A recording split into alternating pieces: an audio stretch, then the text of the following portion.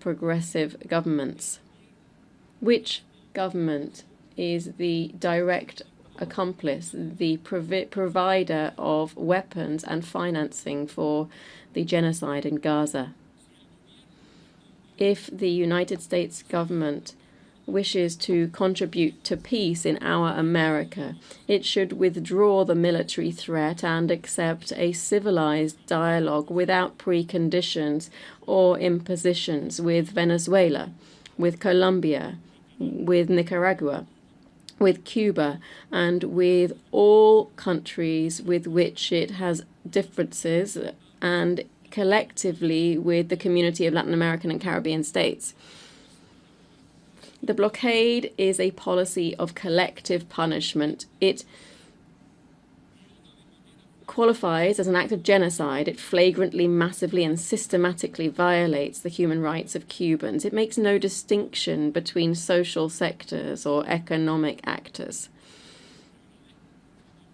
I'm very grateful to those who in this debate and in the high-level segment in this session spoke up to request the end of the blockade and the removal of our country from the spurious list of state sponsors of terrorism. I'd also like to thank the regional groups who over the years have made robust statements in this regard, to the numerous organizations and movements of solidarity, standing in solidarity with Cuba around the world, and Americans who call for a relationship based on respect and sovereign equality between both countries. I recognize the expressions of Cubans in the United States and around the world who, through their statements and supportive patriotic actions, are opposed to and fight against the blockade. Cuba will not surrender. We will persist in speaking up against the infamy. We will exercise our right decisively to decide on our own fate. We will continue in our efforts to overcome the current difficulties and to ensure the economic sustainability of the country, even with the continuation or even with the subsequent strengthening of the blockade. With José Martí, our people reaffirmed today that in order to, before giving up on the effort to make our homeland prosperous and free, the South Sea will join the North Sea and a serpent will hatch from an eagle's egg. And from Antonio Maceo, who tried to take over Cuba, I recall he said, "Whoever tries to take over Cuba will gather the dust of its blood-soaked soil if they do not perish in the struggle. And with Fidel Castro Ruiz, we shout once again, homeland or death, we shall overcome." Madam President, on behalf of the noble and fraternal people of Cuba, who for decades have been working on an admirable feat of patriotism, justice, resistance, creation, and sacrifice, I respectfully request all member states to vote in favor of draft resolution A/AT/L6 entitled Necessity of Ending the Economic, Commercial, and Financial Embargo imposed by the United States of America against Cuba. Distinguished ambassadors, delegates, doing so would be an act of justice in favor of a peace-loving people that today is facing not only the blockade, but with the blockade, another monstrous hurricane. Thank you. I thank the Minister for Foreign Affairs of Cuba. We have heard the last speaker in the debate for this item. We shall now proceed to consider draft resolution A/80/L6. Before giving the floor for explanations of vote, before the vote, may I remind delegations that they are strongly urged to limit explanations of vote to 5 minutes, which should in any case not exceed 10 minutes and be made from their seats. I now give the floor to the distinguished representative of Poland on behalf of the group. Thank you, Madam President, distinguished delegates. I have the honor to speak on behalf of Czechia, Estonia, Latvia, Lithuania, and my own country, Poland. Our position on this matter is rooted in a single non-negotiable principle: the UN Charter standing at the center of our work, promoting peace and security through consistent adherence of the international law. As such, our overriding duty is to work together toward peace and respect the sovereignty of all member states. We recognize, as we have constantly done in the past, that the embargo and the connected measures are negatively affecting the living standards of the Cuban people. The humanitarian consequences of the situation are clear, and we remain dedicated to alleviating suffering wherever it occurs. We reiterate our readiness to share our experience and assist Cuban government in Pacific political and economic transformation that would set the country on a path towards modernization and sustainable growth. Let me also express our full solidarity with those affected by the current devastating hurricane. At the same time, we find ourselves unable to further fully engage in a debate that has been politically selective for years. We must observe with regret that a state which today calls for the strict observance of the international law in the context of this resolution has for years supported Russia in its war of aggression against Ukraine, that itself is in a stark breach of the UN Charter. On top of its political support, the government of Cuba is turning a blind eye on the active participation of its nationals in an illegal war of aggression elsewhere in the world. We refer specifically to the large number of Cuban nationals who are participating in the ongoing Russian aggression against Ukraine just across our borders. This foreign involvement constitutes a clear violation of the core provisions of the UN Charter itself. We strongly urge Cuba, once again, to take all necessary measures to prevent its nationals from joining Russian military forces and to ensure accountability for any Cuban involvement in the action that contributes to Russia's aggression. Additionally, we also call on Russia not to exploit the economic difficulties of the people around the world by engaging them in an illegal war of aggression. Such actions result not only in a severe deterioration of the economic and humanitarian situation in the attacked country, but actively result in depriving people of their homes, causing deaths, casualties, and immense suffering. This is an unacceptable discrepancy. As a result, our vote to abstain today should be understood as a rejection of the selective application of the UN Charter. True justice and lasting peace demand that states constantly uphold the laws they demand others to follow. And I thank you. I thank the Speaker of Poland. I now give the floor to Namibia. Thank you, Madam President. I express solidarity with the nationals of the Caribbean who are going through Hurricane Melissa. Madam President, Namibia takes the floor in explanation of the vote before the vote on the draft resolution before us. The year 2025 marks 66 years since the friendly government and people of the Republic of Cuba have been under the inhuman and unilateral economic, financial, and commercial blockade by the United States.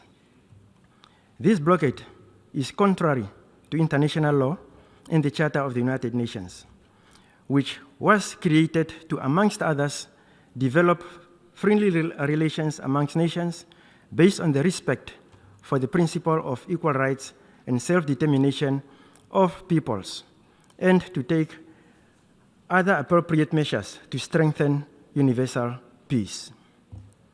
Peace is exactly what the government and the brave people of Cuba brought to Namibia when they fought side by side with the people of Namibia for our independence. During our struggle, Namibian refugees were also welcomed in Cuba, many of whom returned to build our country and helped to chart the way for our development. However, to date, the right to development of the people of Cuba continues to be curtailed through the imposed unilateral coercive measures by the world's most largest economy. The importation of food Equipment and other essential material in Cuba is severely curtailed, affecting the ability of Cuba to effectively engage in global trade. Notwithstanding all the challenges the Cuban people have had to face and endure over all these years, they are a resilient people. Cuba has spared no efforts in contributing to the welfare of millions of people around the world through its selfless contributions in so many cases where natural disasters and adversity had struck, or through science, technology advancement, training, and capacity building, support to the international community, and the deployment of medical professionals, and much of the world, of the developing world. Madam President, in his State of the Nation Union address to Congress on 20th January 2015, the former President of the United States of America, Barack Obama, called on lawmakers to lift the embargo against Cuba, stating in his own words, and I quote, "In Cuba, we are ending a policy that was long past its expiration date. When what you are doing doesn't work for 50 years, it's time to try something new. And our shift in Cuba policy has the potential to end a legacy of mistrust in our hemisphere. It removes a phony excuse for restrictions in Cuba," end of quote. This statement is still valid today. However, since June 2017, during the first term of the current President of the United States, measures against Cuba were tightened. This embargo is not only a bilateral issue between Cuba and the United States of America, as we are made to believe. It hinders and affects international cooperation with Cuba. In this 80th year of existence of the United Nations, we call on all good officers of the Secretary General and the United Nations to facilitate dialogue between these two countries with the hope of reversing these restrictions while working towards the normalization of relations between the two countries. Finally, Madam President, we call for the removal of Cuba from the list of state sponsors of terrorism as a sign towards improving relations between the two countries. Namibia will not deviate from voting in favor of this resolution, and we invite other member states to do the same in solidarity with the people of Cuba. I thank you. I thank the Speaker of Namibia. We have heard the last speaker in explanation of vote before the vote. The Assembly will now take a decision on draft resolution A/80/L6 entitled Necessity of Ending the Economic, Commercial and Financial Embargo imposed by the United States of America against Cuba. Recorded vote has been requested. We shall now begin the voting process. Those in favor of draft resolution A/80/L6, please signify.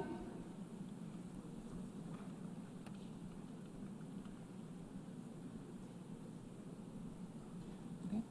Those against? Abstentions? The Assembly is now voting on draft resolution A/80/L6 entitled Necessity of Ending the Economic, Commercial and Financial Embargo imposed by the United States of America against Cuba.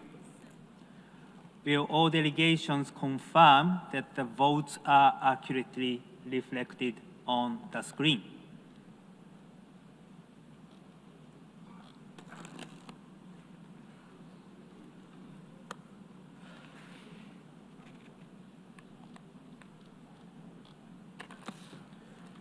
The voting has been completed. Please lock the machine.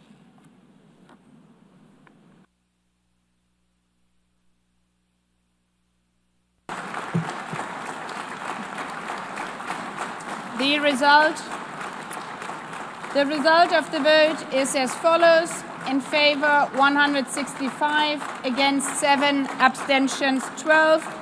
Draft resolution A/80/L6 is adopted.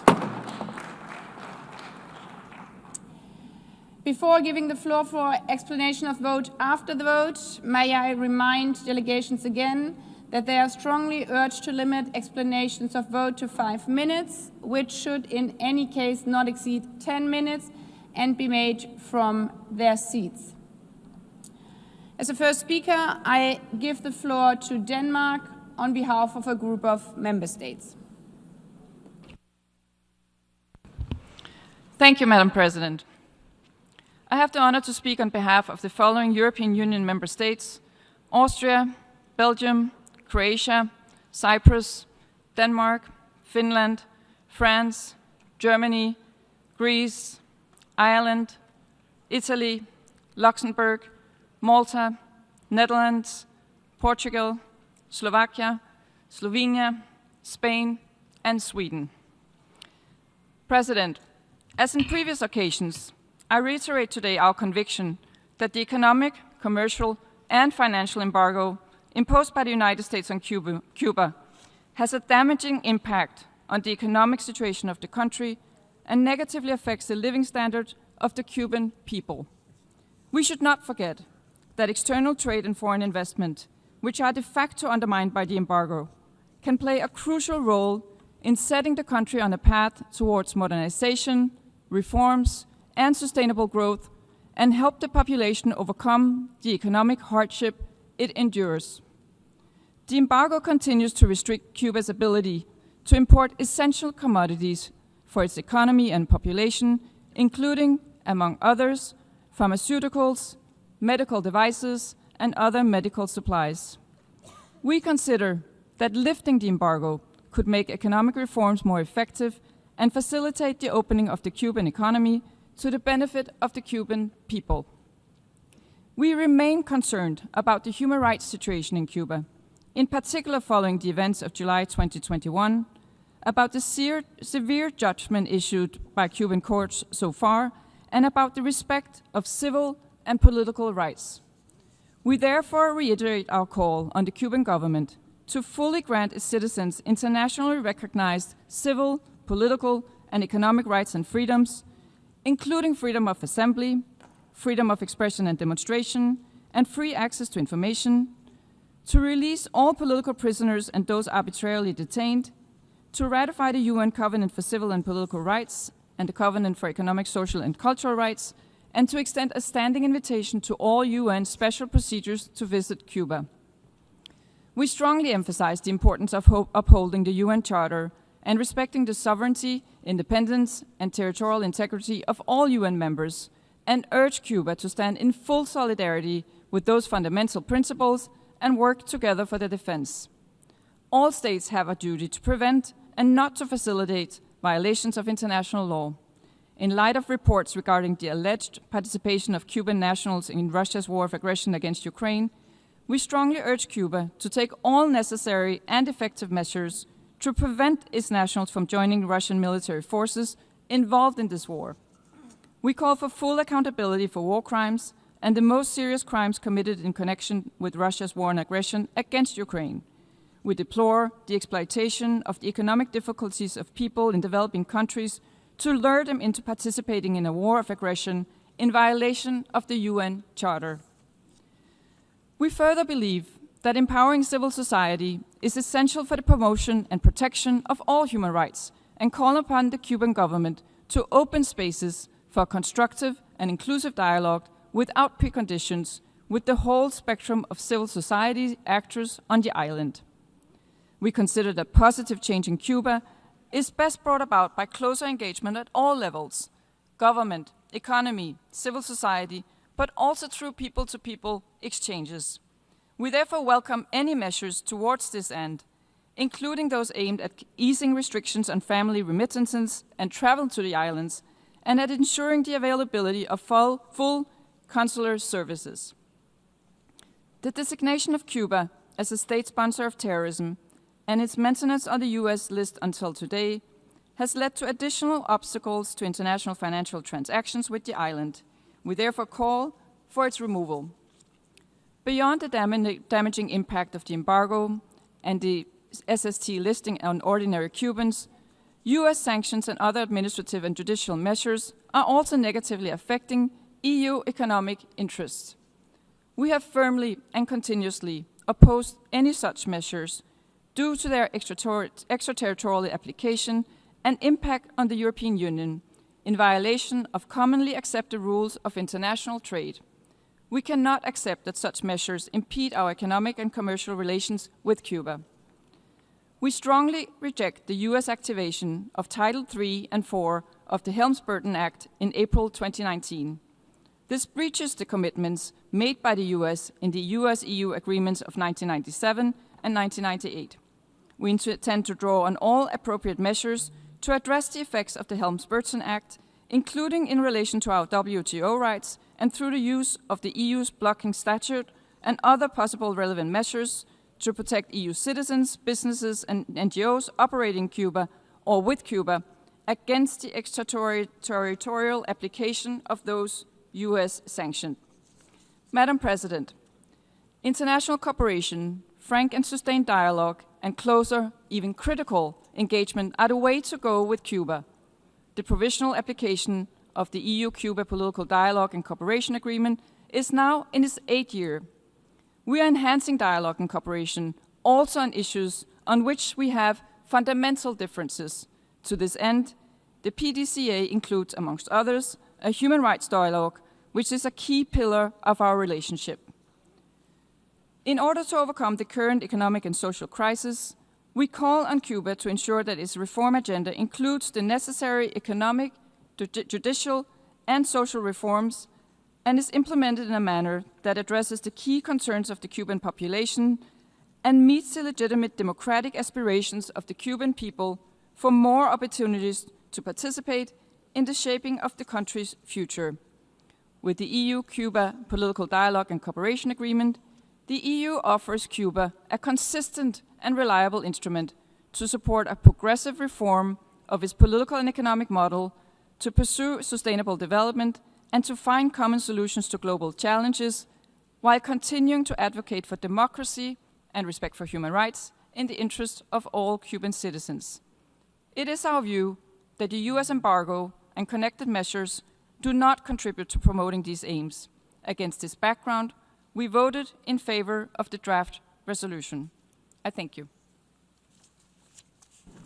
I thank the Speaker of Denmark. I now give the floor to the Speaker of Sri Lanka, followed by Australia and the United States. Thank you, Madam President. Sri Lanka aligns itself with the statements delivered by Uganda on behalf of the Non-Aligned Movement and Iraq on behalf of the Group of 77 and China, and wishes to make the following remarks in its national capacity. Sri Lanka remains deeply concerned by the continued imposition of unilateral coercive measures against Cuba for over 6 decades, which run counter to the principles enshrined in the Charter of the United Nations and the norms of international law. It is evident that the unilateral actions imposed on Cuba had negative consequences for the well-being of the civilians and for the economic and social development of the country. In this context, Sri Lanka voted in favor of the resolution A/80/L.C titled Necessity of Ending the Economic, Commercial, and Financial Embargo imposed by the United States of America against Cuba, along with 164 other countries. Madam President, Sri Lanka is concerned by the barriers created by this embargo, particularly in the area of procurement of medical supplies, vaccines, and essential equipment, especially during health emergencies. The humanitarian consequences of such restrictions are unacceptable. Access to healthcare must not be politicized or constrained by extraterritorial economic measures. We also noted the impacts of the embargo on the food and agriculture sector in Cuba. The economic sanctions on Cuba prevent its acquisition of fertilizers, machinery, fuel, and advanced technology, resulting in a significant decrease in food production. Such obstructions to progress in the agriculture sector in Cuba have a direct impact on its effort to reach food security in the country. Unfortunately, the most vulnerable segment in these situations is women and children. At a time when the world is collectively taking action to end global hunger, we should not use sanctions to promote hunger in another country. Madam President, we believe the time has come to lift this embargo. There is no doubt that this embargo hinders Cuba's pathway to sustainable development, violates fundamental human rights of Cuban citizens. The blockade had incurred billions of losses to the Cuban economy. Regardless of the intention of the embargo, the reality is clear. It is ordinary citizens who suffer the most. Therefore, Cubans should get equal opportunities as people in other nations.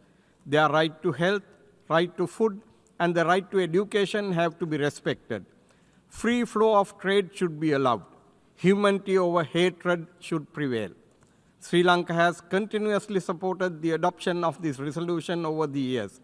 We reiterated that obligations set forth in the UN Charter should be addressed with urgency. I thank you.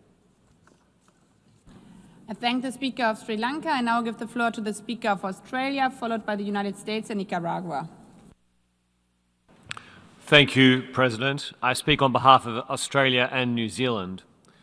We voted in support of this annual resolution concerning the embargo against Cuba because the embargo restricts open trade and investment. This vote does not reflect an endorsement of the policies of Cuba, including widespread reports of failures to comply with international human rights standards, expropriation of property, misinformation and disinformation, and Cuban nationals fighting as part of Russia's illegal and immoral invasion of Ukraine. Australia and New Zealand remain concerned by the human rights situation in Cuba, which has continued to deteriorate following the Cuban government's heavy-handed response to peaceful protests in 2021 and ongoing restrictions on the freedom of expression and association affecting everyday Cubans. We take this opportunity to urge the Cuban government to respect the rights of all its population and call for the release of all political prisoners and those who are arbitrarily detained. Thank you, President. I thank the Speaker of Australia. I now give the floor to the Speaker of the United States, followed by Nicaragua and Israel. Madam President, colleagues, let me begin by offering my thoughts and prayers to the people of Jamaica, Haiti, the Dominican Republic, the Bahamas, and Cuba, who are enduring the brutal effects of Hurricane Melissa. The United States shares strong people-to-people bonds with these countries and hopes for minimal damage and loss of life. Unfortunately, the political show by the Cuban regime in New York continues unabated. Yesterday, we witnessed a shameful breach of decorum in this hall. It's obvious the truth hurts because the Cuban delegation attempted to interrupt our speech in order to prevent the truth from being heard. The misuse of a point of order was crude and disrespectful to this institution. The United States will not shrink from speaking truth about the abuses of the Cuban regime. Its failings are the cause of its economic dysfunction, and it continues to collaborate with enemies and adversaries of the United States against our interests, including actively supporting Russia's war in Ukraine. The United States government is satisfied to see so many countries send the regime a message that the international community will no longer tolerate its lies. Its continual plea for international aid, while it refuses to make any political, economic, or social reforms. Its support for rogue states and international terrorists, and most of all, its repression of the Cuban people. The regime is now at a crossroads. It can double down on the failed policies of its past, which will lead to more suffering on the island and more international isolation. Or it can finally abandon its failed, discredited Marxist-Leninist policies and restore to its people their fundamental freedoms. There are consequences for the people in rural Cuba who are only getting 3 to 4 hours of electricity a day, while the regime continues to invest in tourist hotels and hide billions of US dollars in overseas bank accounts. It has consequences for the people of Venezuela, 8 million of whom have fled their homes due to the failed and repressive policies of Comrade Maduro, supported politically and militarily by the Cuban regime, whom itself has forced 1.8 million Cubans to leave their homes since 2021. Combined with the more than 1.5 million from the other authoritarian dictatorship in the hemisphere, Nicaragua, these draconian policies have put immense pressure on all the nations of the hemisphere. The status quo changes nothing. A vote in support of this regime gives it the excuse it seeks to wash its hands of any culpability for its financial crisis and continue to play the blame game instead of implementing meaningful reforms. The first step on Cuba's path to restore fundamental freedoms to its people, which it must take without caveats or preconditions, is to release all unjustly detained political prisoners that remain in prisons around the island. In the meantime, the United States will continue to promote accountability for the communist regime and their reprehensible behavior on and off the island. Thank you. I thank the Speaker of the United States. I now give the floor to the Speaker of Nicaragua, followed by Israel and Ukraine. Señora Presidenta.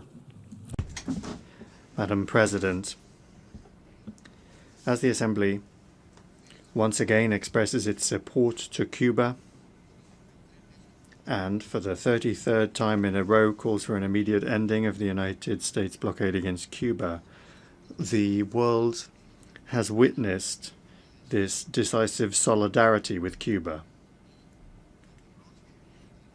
and the erroneous and illegal nature of the criminal blockade by the United States against Cuba. As we have all heard, these grateful expressions and expressions of solidarity towards Cuba over the past 2 days came especially from the representatives of the biggest, most significant groups that we participate in and belong to in the United Nations, such as the statement by Iraq on behalf of the G77 and China, Uganda on behalf of the non-aligned movement, Turkey on behalf of the Organization of Islamic Cooperation, Barbados on behalf of CARICOM, Guinea-Bissau on behalf of the African Group, Singapore on behalf of ASEAN, and Eritrea on behalf of the Group of Friends in Defense of the Charter of the United Nations. The denunciation of this blockade against Cuba is universal. Only the country that applies it, the United States, was the only country that tried to justify its own anachronistic policy. As has been said throughout this debate, it is clear that there is universal support for Cuba from the entire world, and also it is clear that this criminal blockade is, in and of itself, the most serious, systematic, and flagrant violation of the human rights of the Cuban people. Moreover, it was made plain that there is a total rejection by countries of Cuba's inclusion on the illegal and unilateral list of state sponsors of terrorism. Nicaragua voted in favor of the resolution just adopted, and in so doing reaffirms its unshakable solidarity with the heroic Cuban Revolution, with its government and its people that are an example of dignity, resistance, and international solidarity. We reiterate that the only legitimate path is respectful dialogue on the basis of sovereign equality without conditions nor threats. Madam President, lastly, we would like to express our full solidarity with the peoples of our great Caribbean, Jamaica, Cuba, Haiti, and other Caribbean states that, as we speak, are facing the disastrous consequences of the weather phenomenon Hurricane Melissa. We express our condolences to the families and governments over the loss of life. These increasingly frequent and extreme tragedies are the consequences of global warming and the climate crisis, which has been accelerated by the failure to comply with legally binding commitments made by developed countries under the United Nations Framework Convention and also the Kyoto Protocol and the Paris Agreement. The failure to comply with that by developed countries makes these phenomena increasingly disastrous in the Greater Caribbean. Thank you very much. I thank the Speaker of Nicaragua and now give the floor to the Speaker of Israel, followed by Ukraine and Peru. Madam President, yesterday this hall witnessed an unacceptable display of disrespect when the Cuban delegation attempted to silence the United States during its statement. The blatant abuse of a point of order was a clear affront to the dignity and procedures of this institution. It is very unfortunate, though not surprising, to see such misuse of procedural rules in an attempt to undermine the core values of the United Nations, including freedom of speech. Thank you. I thank the Speaker of of Israel. I now give the floor to the Speaker of Ukraine, followed by Peru and Romania. Madam President, Ukraine voted against the draft resolution L.6. This decision reflects our growing concern over Cuba's involvement in Russia's war of aggression against Ukraine. Let me be clear, this vote is not against the Cuban people. On the contrary, we deeply value the Cuban nation, and we respect its right to live in prosperity. For many decades, Ukrainians and Cubans have been connected by genuine human bonds. Our vote is against the inaction of Cuba's government in the face of recruitment of its citizens into Russia's military, which brings death and devastation to Ukraine. There is no secret that since 2022, to sustain its aggression, Russia has been actively recruiting foreign citizens to fight in its ongoing war against Ukraine. Among them, nationals of the Republic of Cuba constitute the largest group of mercenaries serving in the Russian army. I repeat, the largest group. Our defense forces have taken numerous Cuban nationals as prisoners of war fighting alongside Russian troops. At least several thousand Cuban citizens have signed contracts joining the ranks of soldiers directly engaged in combat operations on Ukrainian soil. This massive recruitment is not a matter of isolated Cuban individuals acting on their own. No, it's a systematic practice involving illicit networks that operate openly with the knowledge and, we must conclude, with tacit condemnation of the authorities in Havana. Madam President, Cuban citizens are drawn into Russia's war through deception, financial incentives, or ideological motives rooted in Moscow's narrative of the so-called historic brotherhood. Russia tries to justify these activities by portraying its military invasion as an alleged anti-colonial struggle. In fact, the recruitment of mercenaries to wage an aggressive war is yet another manifestation of Russia's neo-colonial and imperial policy, exploiting both foreign citizens and its own indigenous minority peoples as cannon fodder. There is no justification for such legal actions. The General Assembly has qualified them as an aggression in violation of the UN Charter that must cease immediately. Yet the principles of the Charter do not appear to guide Cuba, whose president wished Putin success in special military operation against Ukraine. Let me ask bluntly, what kind of success does Havana wish to Moscow? Success in annihilating Ukrainians, success in destroying energy infrastructure on the eve of winter, or success in causing an environmental disaster? That is precisely what Russia has been doing in Ukraine with the support of Cuban mercenaries serving in the ranks of the Russian army. Madam President, this massive recruitment of Cuban mercenaries must be taken very seriously. It is often carried out through a network of companies that maintain connections with local criminal groups and corrupt officials. Despite all the statements that we heard of Cuba's government rejecting claims of its involvement in Russia's war of aggression against Ukraine, the systematic deployment of Cuban citizens has not been interrupted. Cuba's declared zero-tolerance policy towards mercenarism is just a fairy tale that clearly contradicts the facts on the ground, as the number of Cuban mercenaries remains very high. Madam President, let me conclude. The unwillingness of Cuba's government to stop massive recruitment of its nationals in the Russian war against Ukraine constitutes complicity in aggression and must be condemned in stronger terms. For this reason, Ukraine voted against the draft resolution L.6. Thank you. I thank the Speaker of Ukraine. I now give the floor to the Speaker of Peru, followed by Romania. Gracias. Thank you, Madam President. My delegation would like to begin by expressing its solidarity with the people of Cuba and other peoples of the Caribbean following the effects of the Hurricane Melissa that they're suffering at the moment.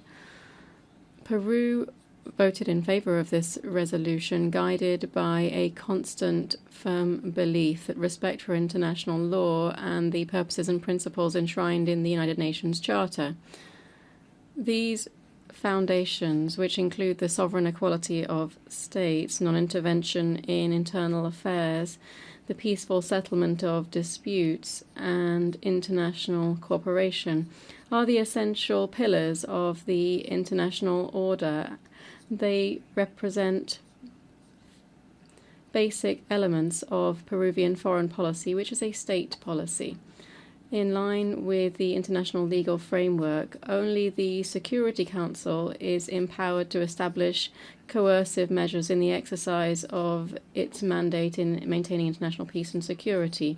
This is a position that Peru has traditionally defended, and it is the only path to honor and consolidate the United Nations, whose 80th anniversary we have just commemorated just a few days ago. Consistency in the application of these principles contributes to strengthening the credibility of the multilateral system. In voting in favor, as we have consistently done for more than 3 decades, Peru reaffirms its commitment to a constant, predictable foreign policy underpinned by respect for the UN Charter. Preserving the principles and purposes of the Charter is essential to guarantee regional and global coexistence governed by clear, stable, and universally accepted norms. Madam President, respect for sovereignty and non-interference must be complemented by permanent attention to the situation of human rights and fundamental freedoms in all countries, without distinction. Indeed, the promotion and defense of human rights represents an erga omnes obligation. All states parties to the United Nations have the duty to promote human rights and fundamental freedoms and to cooperate with the universal system to ensure their full force. Peru believes that the economic, commercial, and financial blockade can never serve as a pretext to undertake violations of fundamental freedoms. To this extent, we urge the Cuban government to keep good faith and to follow the recommendations formulated by United Nations bodies and to take the necessary measures to guarantee the full respect and protection of human dignity for all persons on their territory. True solidarity with the Cuban people demands from the international community that we provide protection to those in need, and respect for international law and the provisions of the UN Charter include, by preference, protection and respect for fundamental freedoms, which is one of the 3 pillars of our organization. Thank you very much. I thank the Speaker of Peru. I now give the floor to Romania, so far the last speaker. Madam President, first I would like to express our solidarity with the people of Jamaica, Cuba, and other Caribbean nations who are in the path of Hurricane Melissa. Madam President, Romania has been supporting this resolution for the past decades, acknowledging the impact of the embargo on the Cuban people, as we have consistently explained every time this resolution was brought to the General Assembly. This year, however, Romania abstained in light of recent information regarding significant participation of Cuban nationals alongside Russian Federation forces in its aggression against neighboring Ukraine. As we have clearly stated during relevant debates in the Security Council and the General Assembly, such foreign involvement in an illegal war of aggression is a blatant violation of the UN Charter and international law. We therefore call on the Cuban government to take the necessary measures to discontinue the participation of its nationals in this unjustified war, widely condemned in this very hall, including through several resolutions. Thank you, Madam President. I thank the Speaker of Romania. We've heard the last speaker in explanation of vote. After the vote, the exercise of the right of reply has been requested. May I remind members that statements in the exercise of the right of reply are limited to 10 minutes for the first intervention and to 5 minutes for the second intervention, and should be made by delegations from their seats. I call on the representative of Cuba. Muchas gracias. Thank you very much, Madam President. Madam President, the government of the United States knows no other way to justify its hostile policy against Cuba than resorting to constant lies. We all know that the United States government is a pathological liar, but they don't deceive anyone. It's clear that they are in no way concerned by the fate of our people nor their human rights, that the blockade continues to afflict, nor are they interested in regional peace that they threaten with their irresponsible military deployment in the Caribbean Sea. So as to provoke suffering on the Cuban people, they are even able to ensure reiterated cynicism within this United States. With full cynicism, they divert attention from the comprehensive efforts of their suffocation policy. No one can be in doubt of the ability of the United States to strike the economic stability of any country. This is currently being made clear through the imposition of tariffs on numerous countries around the world. In our case, these have been applied for more than 60 years. Madam President, the unjustified permanent presence of Cuba in the unilateral fraudulent list of state sponsors of terrorism is a measure geared towards strengthening the highest pressure policy against our people. Everybody knows, including US security agencies, that Cuba does not sponsor terrorism, and that on the contrary, we have been the victim of this scourge, in particular from what is financed, organized, and protected from the United States territory. The United States deliberately is twisting the situation of human rights in Cuba. There is no more flagrant, massive, systematic violation than the blockade by the United States on Cuba. The United States has no moral authority to give us lectures on human rights to Cuba or anyone else. The government of that country is responsible for extrajudicial executions, abductions, and torture. They detain immigrants, they censor media and journalists. This is the country with a serious problem of public safety, violence, and police brutality. During the current US administration, we have seen an exacerbation of widespread detention, systematic violations of human rights, xenophobia, racism against other phenomena. These are alarming practices which undermine any attempt by the US government to present itself as some kind of example in human rights.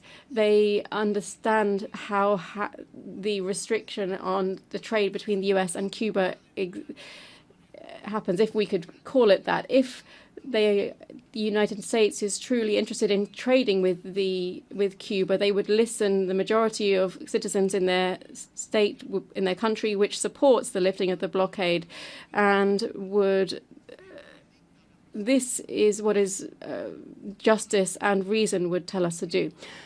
Madam President, the government of the United States clearly is lying when accusing Cuba of being involved in people trafficking. We know that this is a narrative, that it is a pretext continuing to support the blockade against Cuba. In holding up Cuban medical support with blackmail against countries that receive such aid, the US is jeopardizing access for hundreds of thousands of people to quality healthcare. Madam President, I would like to make it very clear that Cuba does not form part of the armed conflict in Ukraine or in any other country. The Cuban government is aware that Cuban nationals, in unprecise figures, have on their own account participated in the military operation on both sides of this conflict. None of these nationals have the consent, the motivation, or any commitment from the Cuban government to participate in that conflict. Madam President, the United States government has no ethicals or scruples or commitment to the truth in order to achieve its strategic interests. In their statement, there is no argument that enjoys the recognition of the international community. They prefer to remain isolated, as they have once again in this assembly, subject to the discredit of the blockade for more than 60 years, rather than accepting their failure in trying to destroy the Cuban Revolution. In light of the attempts to slander and destroy the Cuban Revolution, the people and government of Cuba will stand steadfast in their unwavering decision to continue forging an increasingly inclusive and prosperous society. Thank you. I thank the Speaker of Cuba. As there's no further request of reply, may I take it that it's the wish of the Assembly to conclude its consideration of Agenda Item 38? It is so decided. The meeting is adjourned. I wish you all a good day.